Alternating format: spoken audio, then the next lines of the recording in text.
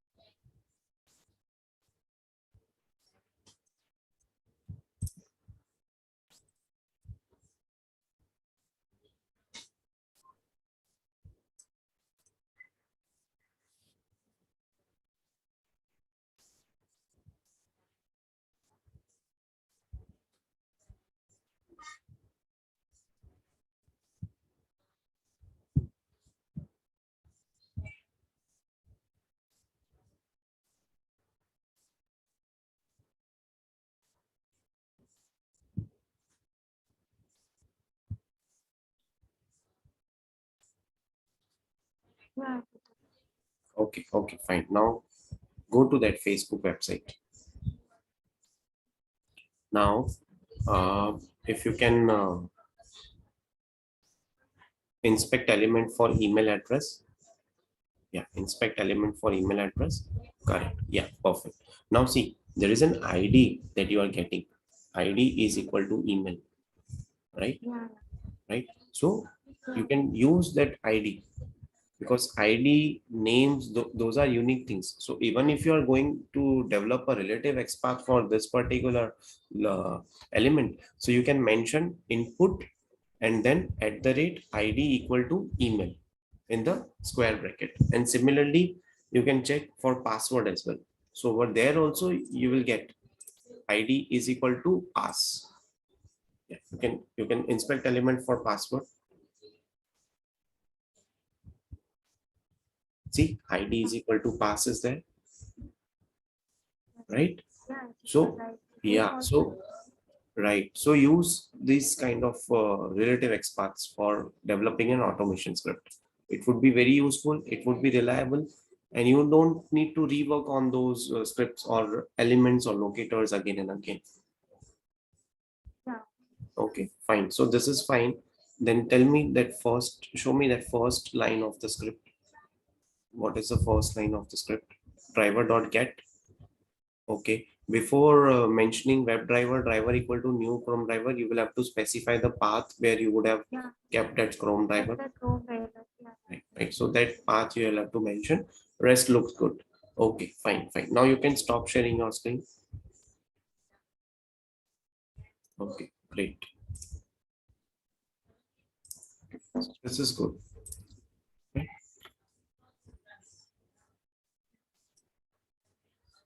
Okay. Now, what is a unique key in SQL?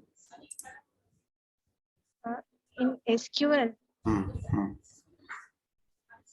discrete, Sorry, discrete, distinct. this Sorry, distinct. right. So let's say how will you define a unique key in SQL?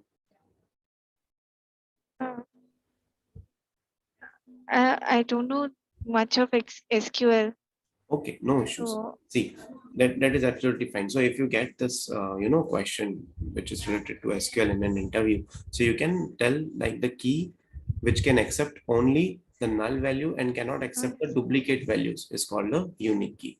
unique key. The Yeah. syntax also of this key would be same as the primary key, Primary key. Yeah, sure. right? So that is there. Okay. So this is how you can answer. And let's say in an interview, uh, you might get some questions on this SQL as well. Okay, so be prepared on that. Yeah, sure. Now let me share my screen.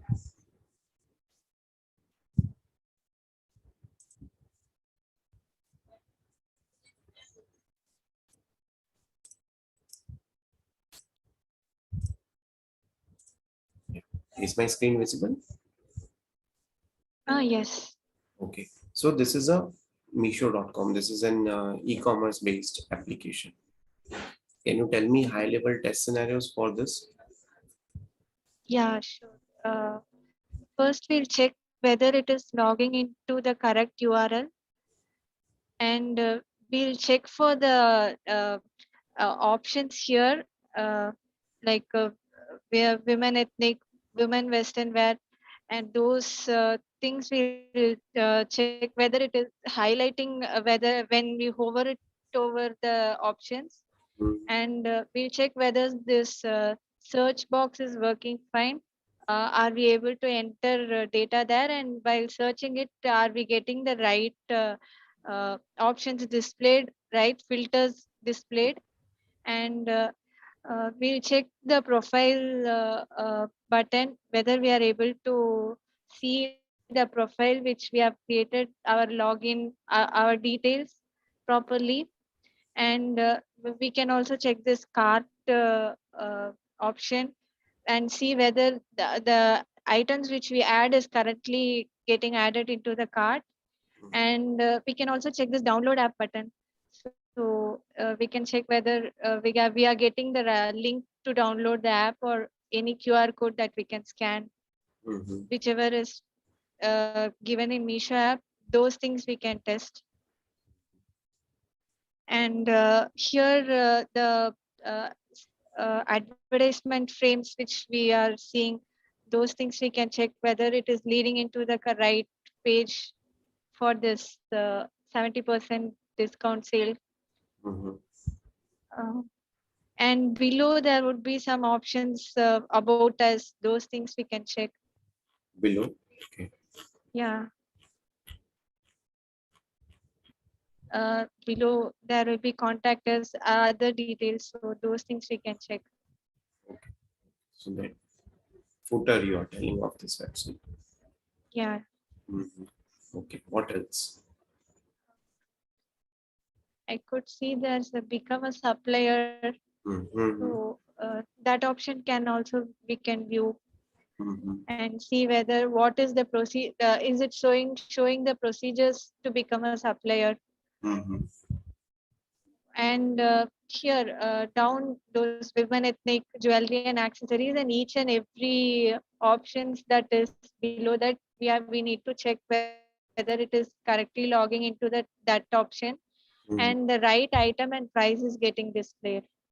Right, right. Okay. What else? Those things and all. Uh, Mhm, then other things in Misho app, we can see whether we are able to add our card properly. Mhm. Uh, whether the payment option is showing right, and filter options we can check whether it is uh, filtering the right options the user is selecting. Mhm. And if there is any hyperlink, those things also we can check. If exchange return options will be there in English, so we can check that also. Mhm. So whether we are able to schedule the return proper, the customer is able to schedule the return properly. Uh, those things we can check. Cart option also we Art can check option is there. the item. Yeah, Mhm. cart we can check the items the customer is selecting that is getting added properly and the count is showing correctly. Mhm. If we want to, if the customer wants to cancel the items in the cart, uh, are they able to do that? And there will be a wish list also. So we can also check whether if the customer is adding it to the wish list and later is trying to purchase it, is it showing properly? Mhm. Is it getting saved in the wish list correctly? So those things we can check. Uh, I'm not able to get any other recall any other options also. Mhm. Okay, fine. This is fine. Now let's say if I want to do performance-based testing on this website. Okay. Yes. Now I'm asking you a very generic question. Okay. Now let's say if I Okay. am trying to uh, click on this men's section or beauty and health section. Okay. The customer is telling me that this website or this kind of page navigation is taking a lot of time. Okay. So Okay. he's telling the performance of this website is very slow. Okay. So how will you do the performance testing of this website in order to test that particular scenario which has come from the customer, or tell to the developer that what actually is not working? How will you do that? Uh, Hmm. the customer would have mentioned the number of seconds Hmm. uh, it should take to load a page. Hmm. Hmm. So we tell that it is taking more than the required number of seconds. Hmm. Hmm. Correct. So, So so from where will you come to know about the time duration? it will be in the requirement file, BR business requirement file. Okay. Let's say in business requirement document BRD or FRD, it has been mentioned that the navigation from one page to another page should get loaded in 2 seconds. Okay. Now, how will Yes, you measure that thing? How will you measure the response time? it can be measured in the performance testing tool. Uh, we can use JMeter for that. Okay, JMeter. Fine, fine. Any other way or any other option to check the response time of an API? And I'll give Uh, you a hint. You can take the yeah, API of that page. uh, API of the page. Hmm, Okay, hmm. so uh, I'm not able to recall the answer. No issues, no issues. See, this is a mock interview. Even if you don't know the answers of the questions, that is absolutely fine. Okay. Now, Yeah. what you can do over here is you can basically inspect the element, and you can go to the Yeah. network tab. Over there, you Yeah. will be able to see the API. The moment you will hit the API, you will be able to see the duration, seconds or milliseconds. How much time that API is taken to get complete. I mean, to complete his the task, required task, right? So Okay. that thing you can measure directly from the API, from this inspect element page itself. Okay, Yeah. Okay. that was the Meesho app.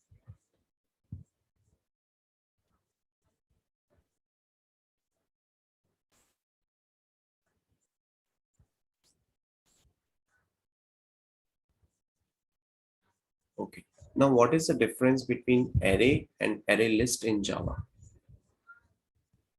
Array, if there's a single dimension array and multi-dimensional array, Mhm. it can contain only one data type. We cannot give multiple data type in array.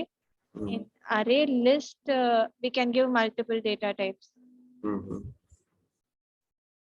So that is the difference. Okay. Can we change the size of the array when we create it? Uh, No, once created in array, we cannot change, but in array list, we can. It is a mutable, and we can add data in array list. Hmm. Okay, is it possible for me to store the primitive type in the array list? Primitive type means like int string like that. Yes, yes. Yeah, we can do. Are you sure? Mm, yeah, we can do. Uh, Okay, we fine. can store. So let this be an open question for the people who are watching this video. Can we store the primitive type as well as the reference type both in the array list or not?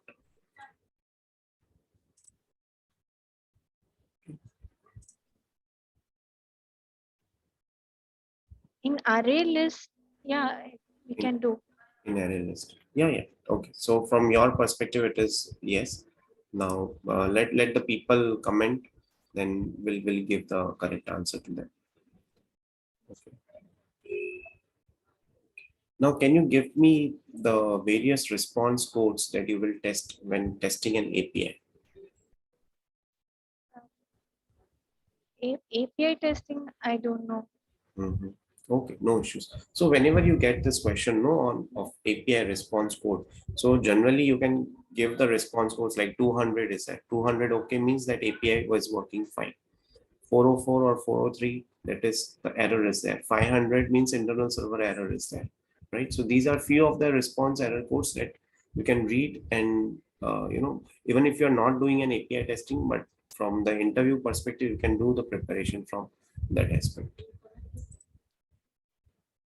Now let's come to the next question. Can we pass the negative number as an array size? Uh, yeah, we can pass. Uh, sorry, in array we cannot do. We cannot do Negative that, size we right? cannot do. Right. You will be getting a compile time array. Yeah, Oh, sorry, compile time error will come. error. Right. This is fine. Okay. Now, which are the various exceptions that you have come across in while doing Selenium automation? No such element found. Element not present. Null pointer error. Stale element reference error. Mhm. Those kinds of exceptions there. Okay. When will a user get stale element reference exception? If that yeah, if that element is not currently present in a web page or something, Hmm. it has become distinct. So at that condition, we'll get stale element reference error. Okay. What is a custom class in Java? A custom class means uh, it is not a predefined class, and we can do modif. Is it right? Sorry. Uh, w- Custom class is like we are defining the class, and it is not a predefined one. Hmm. We customize it manually. Okay.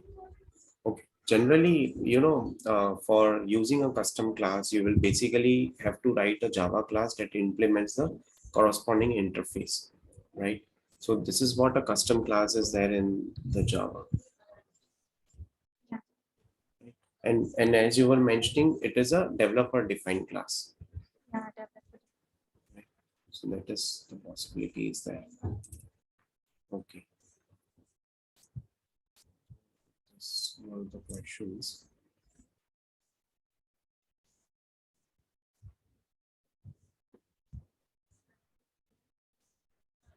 Okay. Can you please brief about the automation framework and which automation framework did you work on? Uh, I've used TestNG, Mhm. and I know few of Cucumber also, BDD framework.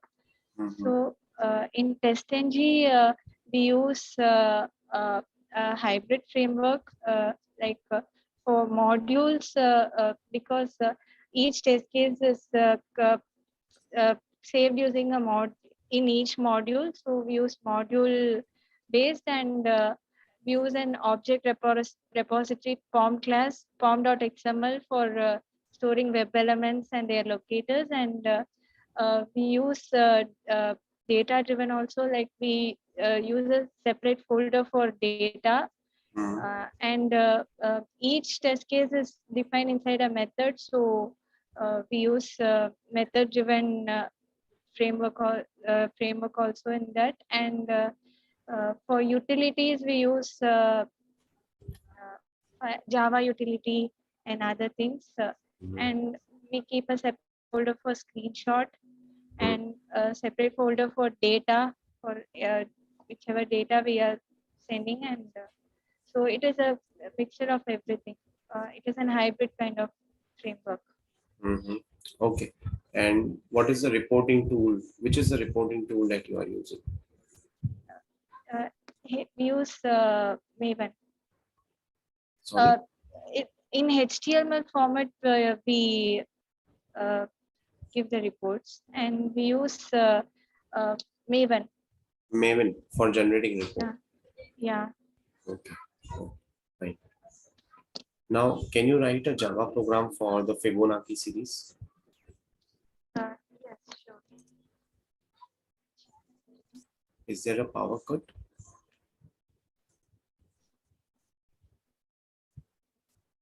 Can I on the light? Yeah, yeah. Please turn on the light.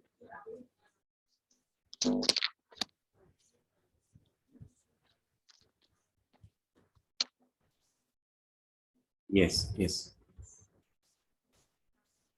I'll share my screen. Mm-hmm.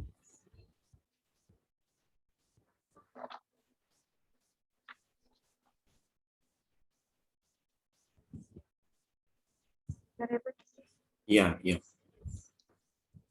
for Fibonacci series, right? yeah. Fibonacci series.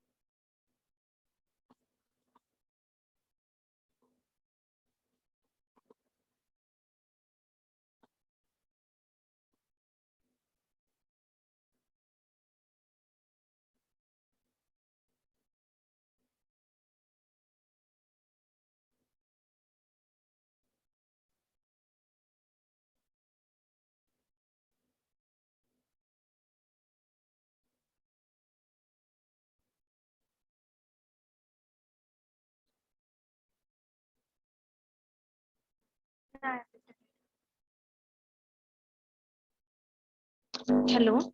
Yeah, is it completed? Yeah, it is completed. Okay, so Fibonacci series. Yeah, it display from from 1 to 10. Sorry. It will display the numbers from within 1 to 10, 0 to 10. Mhm. Okay. Yeah, can you explain me this program? How it will display Yeah, the number from 0 to 10? initialize the number int 10. Mm. Within the 10 numbers, I need to get the number Fibonacci numbers, and I've given three variables in int variables, and I have assigned the values. And this is a for loop, and inside for loop, if I is 0 and if it is less, if the number is less than 10, uh, uh, I've give assign the a value to the b value, then have assigned the b value with 1, and I have added the a value and the b value. So Mm. I've displayed the a now. Okay. So what would be, let's say if you write, if I give the input to this program as 10, so what would be the output of this program? It will display the values, the Fibonacci values less than 10. Oh, no, no. I think, The, yeah. See, I'll tell you what is Fibonacci series. Let me share my screen.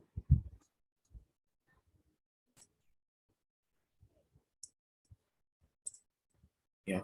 Now is it visible? yeah, Yeah. See, Fibonacci series is actually a series of number where after the initial two numbers, every next number is the sum of two preceding numbers. Okay. So you can see over here, this 0 plus 1 is 1. 1 plus 1 gets 2, right? Then this 2 plus 1 gets 3. Then 2 plus 3 gets 5, and so on and so forth. Okay. So what you can use is you can use a scanner class. Okay. So logic is we would be setting the value of A and B as 0. Then B we would be setting as with the value of C, right? And C will be, we would be predefining the value of C as 1 earlier. Okay. So let's say if I enter the number of times 10 over here, right? So Fibonacci series for this would be 0, 1, 1, 2, 3, 5, 8, 13, 21, and up to 34. Right? So this is how you will develop the Fibonacci series, right? So this is how you can write the logic in the real-time interview as well. Okay, Meera, I'm done with the interview. Do you have any questions for me? no questions. Okay, then. Mostly into manual testing, so Uh, can I get my feedback with the automation? yeah, sure, sure. See, with respect to automation, let's say if you are asked to write a Selenium script, right? So always use relative XPath or use ID or name, right? Don't ever go for absolute XPath because from that script only they will come to know. And you have to do a good preparation of these Java programs, right? So these kind of Java programs you will get on Fibonacci series, array list, okay? And that question was there for reference type, right? For array list, this kind of questions will be asked to you, right? So you have to be very thorough with that. So I think rest looks good. Yeah. Okay, all the best for your career. Yeah, sure. Thank you.